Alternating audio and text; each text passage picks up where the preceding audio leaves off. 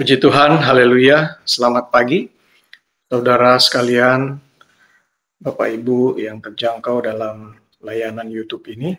Sebelum kita memulaikan aktivitas sepanjang hari, kita mau merenungkan firman Tuhan. Kita berdoa. Bapa di surga, kami mengucap syukur, kami boleh ditolong, disertai, dipimpin oleh Allah. Kami bangun dengan kekuatan baru, tubuh yang sehat. Kami ingin merenungkan firman-Mu. Tolong kami, urapi kami, dimanapun kami berada.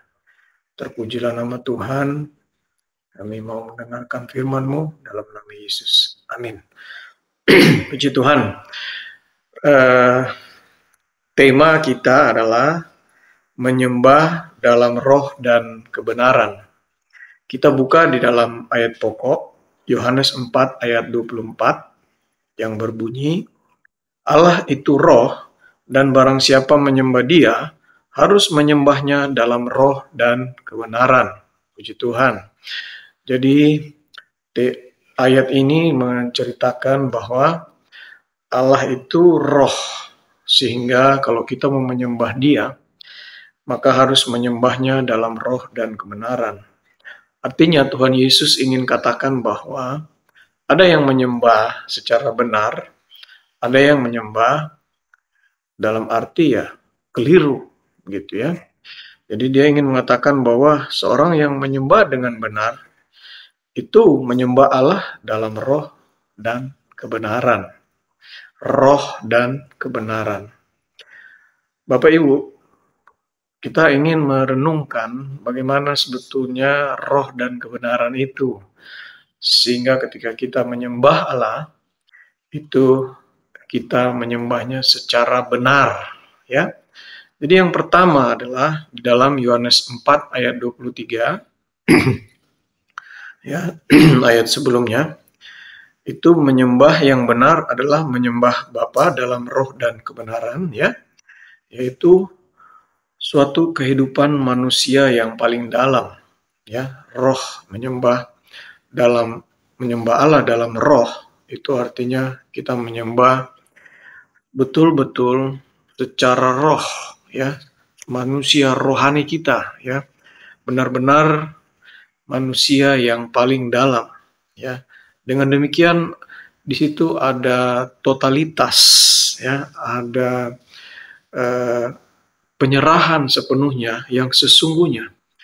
Sehingga apabila manusia menyembah Tuhan hanya dengan jasmaninya, ya, maka itu belumlah tepat. Artinya harus sesuai, harus seiring, maksud saya, baik jasmaninya maupun rohaninya, ya. Jadi dalam hal ini menyembah itu dan memuliakan Allah itu seiring baik jasmaninya maupun rohaninya. Ya. Jadi kalau kita menyembah dalam konteks jasmani, ya, kita menyanyi, bertepuk tangan, mengangkat tangan, tetapi rohnya menjauh dari Tuhan, tidak melekat kepada Allah, maka itu bukanlah menyembah Allah di dalam roh. Ya. Yang kedua, ya, Daud malah pernah berkata, ya, di dalam Mazmur 103 ayat 1, pujilah Tuhan, hai jiwaku, ya. Pujilah namanya yang kudus, hai segenap batinku. Dia tidak ingin kondisi di sekitarnya mempengaruhi kehidupannya. Dia tidak ingin apa yang dia lihat, apa yang dia dengar, itu mempengaruhi kehidupannya. Ya, sehingga dia mengatakan, pujilah Tuhan, hai jiwaku. Pujilah namanya yang kudus, hai segenap batinku. Karena begitu rohnya berhubungan dengan roh Allah, ya, roh kita berhubungan dengan roh Allah, maka sekali lagi di situ ada totalitas yang mendalam. Kita tidak akan terpengaruh dengan sekeliling kita, dengan kondisi yang ada di sekitar kita, ya. Jadi ada totalitas. Yang ketiga, ya, Tuhan Yesus pernah berkata, "Kasihilah Tuhan Allahmu dengan segenap hatimu dan dengan segenap jiwamu dan dengan segenap akal budimu dan dengan segenap kekuatanmu." Markus 12 ayat 30. Jadi totalitas diri kita itu selalu diulang-ulang ya, selalu diulang-ulang ya, untuk menggambarkan bahwa jasmani kita ini bisa aja terpengaruh ya. Ada ayat mengatakan roh memang penurut, tetapi daging lemah. Begitu kita lihat ada persoalan ya, begitu kita merasakan ada tekanan ya, kita katakan, "Hai jiwaku, pujilah Tuhan." Ya. Menyembah Tuhan dalam kebenaran ya. Tadi menyembah Tuhan dalam roh, sekarang dalam kebenaran. Ya. Dalam kebenaran artinya ya, di dalam Yesus Kristus. Tidak ada kebenaran yang lain ya. Artinya kita menerima Yesus sebagai Tuhan dan juru selamat kita, dan Yesus katakan, "Akulah jalan kebenaran dan hidup. Tidak ada seorang pun yang dapat mencapai Bapa selain melalui aku." Gitu ya. Jadi dalam Yesus Kristus ya. Jadi dalam hal ini kehidupan kita sudah dibenarkan melalui darah Yesus ya. Ketika Yesus mati ya, disalibkan ya, maka tabir di bait Allah itu terbelah ya dari atas ke bawah, yang menandakan bahwa manusia itu sudah layak untuk masuk ke ruang Maha Kudus ketika ada darah Yesus ya. Kita dibenarkan. Jadi menyembah Allah di dalam roh kita sudah bahas, menyembah Allah dalam kebenaran, tidak ada cara lain, yaitu di dalam Yesus Kristus. Bukan karena kita sudah baik, bukan karena kita sudah memberikan persembahan ataupun sudah membagi-bagikan harta kita ataupun sudah memberikan amal kebaikan yang banyak, bukan ya, tetapi kita dibenarkan oleh darah Yesus. Untuk itulah kita mampu menyembah Allah di dalam roh dan kebenaran ya. Dengan demikian, setelah kita dibenarkan ya, kita memberikan persembahan ya, apapun itu ya, mau persembahan secara materi dan sebagainya, landasannya adalah kebenaran di dalam Kristus ya. Kemudian Tuhan Yesus sendiri mengatakan ya, tadi saya sudah sebutkan ya, adalah jalan dan kebenaran dan hidup ya. Itu Yohanes 14 ayat 6.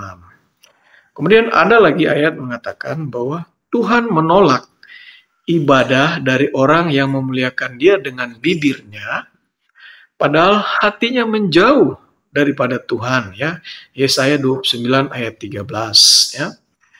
Ibadah yang murni dan yang tak bercacat di hadapan Allah ialah mengunjungi yatim piatu dan janda-janda dalam kesusahan mereka dan menjaga supaya dirinya sendiri tidak dicemarkan oleh dunia ya. Yakobus 1 ayat 27. Jadi Bapak Ibu, saudara sekalian, menyembah Allah dalam roh artinya secara totalitas ya, kehidupan kita ya, roh kita menyembah Allah.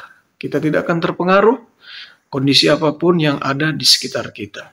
Ya memang hari-hari ini kehidupan semakin lama semakin sukar, tantangan semakin lama semakin sulit gitu ya. Tetapi sekali lagi kita tidak akan terpengaruh. Kita ingin menyembah Allah dalam roh secara totalitas. Kita katakan, "Hai jiwaku, pujilah Tuhan."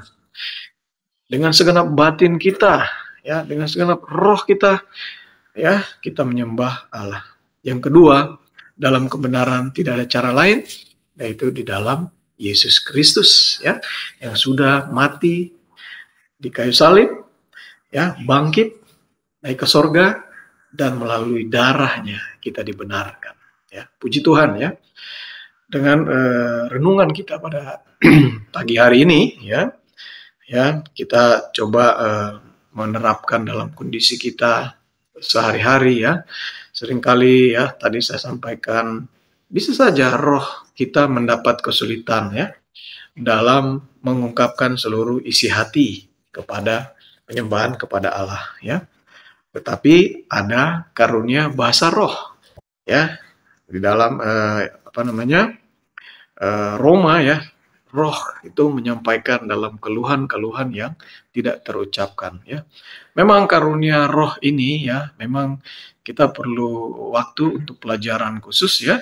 Jadi dari para hamba Tuhan, tapi dalam kesempatan ini saya mengingatkan ya, bahwa di perjanjian baru dalam bahasa Greka, karunia roh ini ada beberapa ya, termasuk istilah dorea dan karisma ya. Istilah dorea itu mengacu kepada persembahan tubuh kita ya yang kudus, totalitas kepada Allah ya, dorea.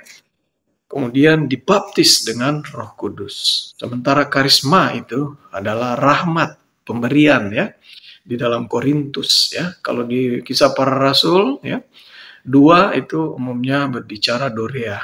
Jadi kita di GPDI mengajarkan bahwa itu adalah tanda ketika kita dipenuhkan dengan Roh Kudus. Sementara yang di Korintus itu adalah karisma ya. Kita tidak akan mempertentangkan itu ya. Rasul Paulus juga pernah mengatakan, saya berbicara dalam bahasa roh lebih dari semua yang ada. Saya bersyukur, kata Rasul Paulus, dan itu akan membangkitkan iman diri dia. Jadi kita mengatakan ya dengan bahasa roh ini ya mengungkapkan kepada Allah ya dalam penyembahan kita, dalam keluhan-keluhan yang tidak terucapkan, itulah wujud penyembahan kita pada Allah. Ya, penerapan yang kedua ya adalah apakah menurut kita, menurut Anda, Tuhan akan menerima ibadah seseorang yang dilakukan secara sungguh-sungguh dan tulus hati, namun tidak melalui Tuhan Yesus? Ya, tentunya tidak ada jalan lain ya. Satu-satunya jalan adalah ya melalui kebenaran oleh Yesus Kristus. Yang ketiga ya, bermanfaatkah doa yang hanya dihafalkan dan bukan keluar dari hati? Memang baik ya kita menghafal suatu doa, tetapi ya itu akan lebih bermakna ketika itu betul-betul lahir dari dalam hati kita, dari dalam batin kita, gitu ya. Kita akan membaca ya ayat hafalan di dalam Yohanes 4 ayat 24 ya. Jadi cukup renungan pagi hari ini ya. Dan ayat hafalan Yohanes 4 ayat 24. Allah itu roh dan barang siapa menyembah dia harus menyembahnya di dalam roh dan kebenaran. Puji Tuhan ya, kita bersyukur untuk renungan pada pagi hari ini. Kita berdoa. Terima kasih Bapa di surga, kami boleh diingatkan bahwa kehidupan kami harus menyembah Allah di dalam roh dan kebenaran. Biarlah kehidupan kami secara totalitas kami persembahkan kepadamu, secara sungguh-sungguh kami menyembah Tuhan di dalam roh kami. Dan kami bersyukur bahwa kami sudah dibenarkan melalui kebenaran Yesus Kristus yang sudah menebus kehidupan kami. Terpujilah nama Tuhan. Dimanapun kami pergi dan berada, kami ingin roh kami selalu terhubung kepada Allah. Kami tidak akan terpengaruh dengan hal-hal di sekitar kami, karena ada roh Allah yang selalu menerangi hati dan pikiran kami. Terpujilah nama Tuhan, dalam nama Yesus kami berdoa. Amin. Puji Tuhan, Tuhan Yesus memberkati.